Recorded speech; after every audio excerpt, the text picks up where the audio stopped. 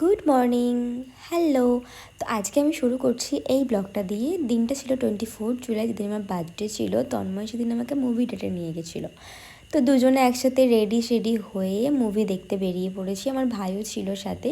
সেই এরা মুভি দেখতে গেছিলাম। এমা ভ্যানেল আমাদের না নামিয়ে দিয়েই চলে যাচ্ছিলো।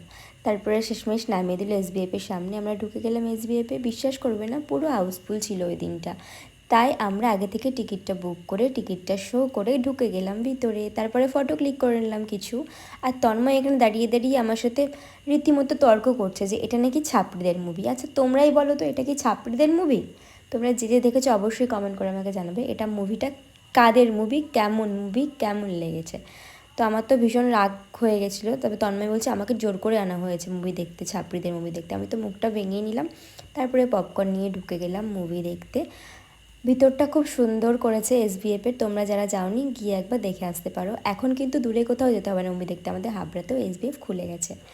তো মুভি তো অলরেডি স্টার্ট হয়ে গেছে। সবাই মুভি দেখতে ব্যস্ত না হয়ে সবাই ভিডিও করতে ব্যস্ত হয়ে গেছে। কিন্তু আমার একটা জিনিসই কষ্ট হলো, সেটা হলো আমি টাকা খরচ করে মুভিটা দেখতে গেলাম কাঁদবো বলে, কিন্তু আমার একটুও কান্না পেলো। আমার টাকাটা বেকার গেল। কেমন লাগছে? হ্যাঁ, আমি সবাই যা বলেছে আছে, কিন্তু ওর মধ্যে